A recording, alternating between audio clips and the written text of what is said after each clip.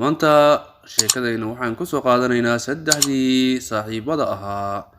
Waxaa jiray saddex nin oo saaxiibo ah, shirkana ah. Wax kasta ay samaynayaan ama ay ka shakiyaan waxay ku samayn jireen qiyaas. Waxa ayna aaminsanaayeen wax walba oo ay qiyaasaan in ay ku soo baxayso xaqiiqo. Maalin ayay waxa ay soo aadeen magaalada ayaga oo safar u soo doontay. Waxa ayna wadeen dameer. Dameerkii ay wateen ayaa waxa ay ku xireen geed. Ayagana waxa ay aadeen ay dhex galeen suuqa si ay badeecadooda iyo waxa ay doonayaan ay u soo fiirsadaan. In cabaar ah markii ay suuqa ku jireen ayay waxa ay dib u soo noqdeen markii howlahoodii ay soo dhamaysteen. Haddii ay imaadeen waxa ay arkeen dameerkoodii oon meeshaba ku xirneen oo laga furtay. Waxa ay yiraahdeen alla dameerkeeni intii aan mashquulsanayn ayaa la xaday. Intii ay iska daba wareegayeen ayaa mid waxa uu ku yiraahday war niman yahu ma raadino ninkii dameerkeeni xaday. Mid kale ayaa yiraahday sideen ku raadinaa maba naqaane ninka xaday dameerkanaga. Kii saddexaad ayaa yiraahday oo maan qiyaasno oo qiyaas ku raadino. Sidii ay ku heshiiyeen in ay qiyaasaan ninkaas, qiyaastaas ninkii ku soo baxana uu yahay ninkii dameerkoodii xaday. Midkii koowaad ayaa bilaabay oo waxa uu yiraahday dameerkeeni haddii uu furtay waaba uu furtay, haddii se uu furan ee la furtay oo la xaday, ninka xaday waa nin dheer oo cas.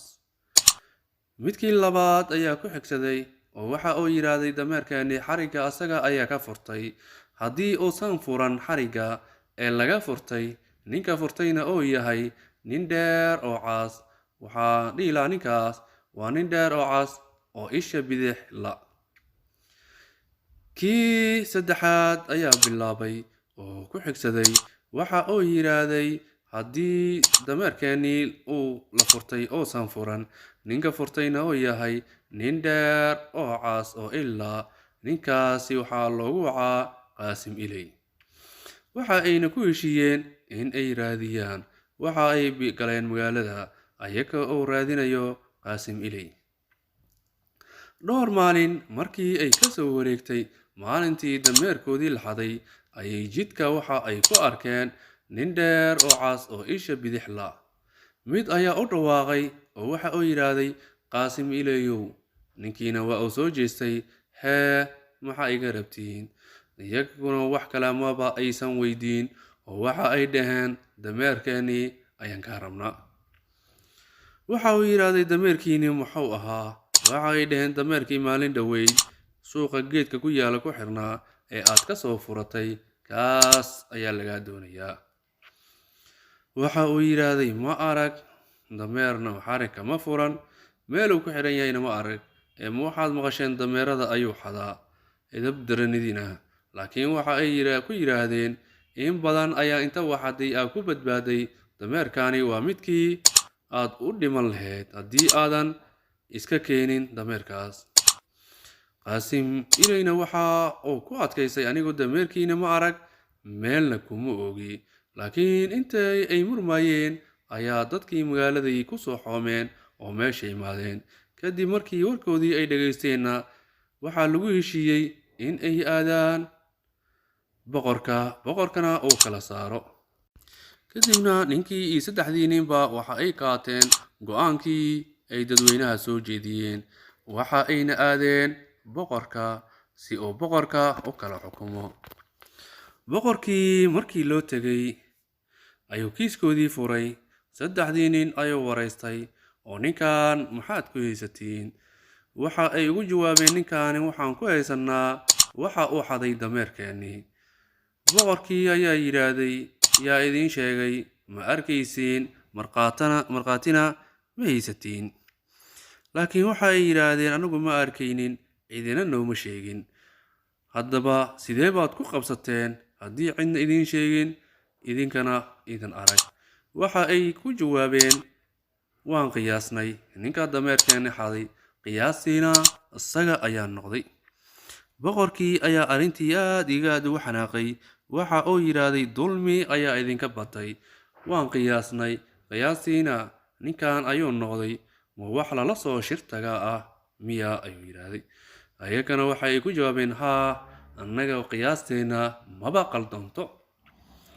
Boqorkii oo arrintii aad iyo aad uga carooday ayaa yidhaahday, hagaag, hadda ayaa ina wax qiyaastaan lidinka rabaa. Haddii aad qiyaastaasi keeni weysaan, xabsi iyo garaacba waa mudan doontiin. Waxay yidhaahdeen, waa ogolnahay, qiyaastaas haddaan keeni weyno hana la ciqaabo. Laakiin haddii ay qiyaasteenu sax noqoto, soo ninkan dameerkeennii ma xadin. Boqorka oo kalsooni isku qaba in aysan sheegi karin ayaa yidhaahday, haa, asaga ayaa xaday haddii qiyaastiina ay run noqoto. Kadibna ubba ayuu soo qaaday boqorkii. Waxa uu dhex geliyey liin. Liintii markii uu geliyey ayuu waxau soo dhex dhigay dadka dhexdoodii. Ayakiina waa loo wacay. Waxa la yidhaahday, waxaa la doonayaa in aad qiyaastaan ubbadan waxa ku dhex jiro. Mid ka mid ah ayaa sheekadii bilaabay qiyaastii.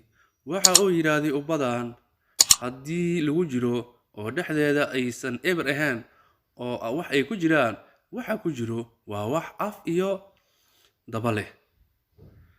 Kii labaad ayaa la yidhaahday, adiguna sheeg. Markii uu ku xigsaday asagana waxa uu yidhaahday, ubbadan haddii eber tahay waaba eber, laakiin haddii gudaheeda lagu jiro waxa ku jira ay yihiin wax daba iyo af leh, waa wax kuusan oo wareegsan oo mir ah. Kii saddexaad ayaa loo yeeray. Waxaa la yidhaahday, adiguna qiyaas, maxaa meeshaan ku jiro? Asagana waxa uu yidhaahday, ubbadan waa haddii ay eber tahay waaba eber, haddii aysan eber ahayn oo gudaheeda lagu jiro waxa ku jirana ay yihiin wax daba iyo af leh oo kuusan oo wareegsan oo mir ah, waa liin dhanaan. Boqorkii aad iyo aad ayuu ula yaabay. Dadkii meesha joogayna waa ay la tacajabnaayeen oo la yaabanaayeen waxa ay nimanka odhanayaan.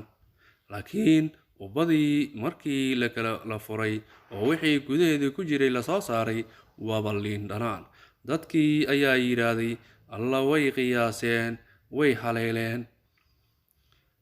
Ninka waa asaga ayaa tuug ah, qiyaastooda ma xuma.